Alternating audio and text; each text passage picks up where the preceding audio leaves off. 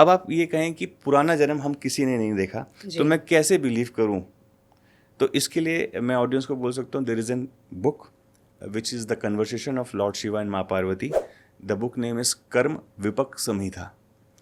इस कर्म विपक संहिता में शिव जी ने माता पार्वती को हर नक्षत्र के हर पदा के बारे में एक ज्ञान दिया है. तो 108 कॉम्बिनेशंस हैं, 27 × 4, 27 नक्षत्र और 4 पदाओं के 108. इस 108 पूरे नक्षत्र और पदा के बारे में शिव जी ने पार्वती को बताया कि कोई बच्चा यदि आर्द्रा नक्षत्र के पदा 3 में जन्मेगा तो उसका पिछला कर्म कैसा होगा और अगला जन्म कैसा होगा. वैसे ही अश्वनी, वैसे ही पूर्व फाल्गुनी, सबके लिए उन्होंने एक्सप्लेन किया, सबको पूरा एक्सप्लेन किया.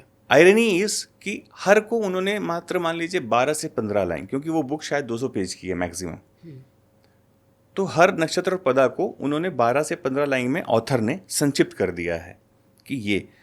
तो लॉजिकल क्वेश्चन अब जो साइंस वाले होंगे वो ये पूछेंगे यार कि आप मान के चलो आज की जितनी वर्ल्ड पॉपुलेशन है उसके हिसाब से 90 मिलियन से ज़्यादा एक नक्षत्र पदा में जन्म लेते हैं बच्चे.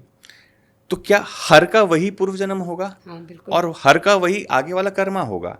तो यहाँ पे आपको वो बुक अंडरस्टैंडिंग का डिफरेंस है. यदि आप उस बुक को बहुत डेप्थ में जाके पढ़ेंगे, जिसके लिए हो सकता है आपकी पूरी ज़िंदगी निकल जाए और आपको वो चीज़ समझ में ना आए, ये पॉसिबिलिटी पूरी है, लेकिन आ गई तो आप ये क्वेश्चन दोबारा किसी से नहीं पूछोगे. मैं आपको एक जस्ट एग्जांपल देता हूँ कि उसमें कन्वर्सेशन चलता कैसे. शिवाजी पार्वती से कहते हैं कि मान लीजिए आद्रा नक्षत्र पदा 3, तो वो उसमें कहते हैं कि जो वैश्य इस राशि में या नक्षत्र में जन्मा वो पहले ऐसा था, तो वैश्य बोल दिया. अब वैश्य आज कास्टिज्म में बहुत सारे जो हमारे सरनेम्स हैं वो वैश्य में आ जाते हैं, ठीक है. तो पहले तो आपने ये चेक कर लिया कि क्या मेरा भी जो आज की डेट में जो कास्ट का टायर है वो वैश्य है या क्षत्रिय है या राजपूत है या जैसा है. पहला पॉइंट आ गया. अब वो बोलता है मैं तो वैश्य हुई नहीं, लेकिन मैं तो वो इसमें पैदा हुआ. तो फिर वो कहते हैं कि जब वो पिछले जन्म में पैदा हुआ तो गोदावरी नदी के किनारे हुआ. अब सब बच्चे तो गोदावरी नदी के किनारे, तो आप उसको ऐसा इंटरप्रेट कर सकते हैं कि wherever you will take a birth there will be a source of water. Even though in hospital there may be a pipeline जो आपके रूम से पीछे से जा रही थी, या आप ही के रूम पे हो सकता है कि कोई फ्लश हो या कुछ भी, माने पानी का सोर्स उस रूम के पास हो सकता है. सो एक तो ऐसा इंटरप्रेट कर सकते हैं. फिर उन्होंने कहा उनकी धर्मपत्नी नाम दिया उसमें, तो मान लीजिए वो नाम होता राशि, ठीक है. तो अक्षर स्टार्ट हुआ र से. तो कोई भी हिंदी में जो राशियां होती हैं वो अक्षरों के बेस में भी होती हैं. जैसे मीन राशि में 8 से 9 अक्षर आते हैं, मिथुन में भी 8 से 9 अक्षर आते हैं.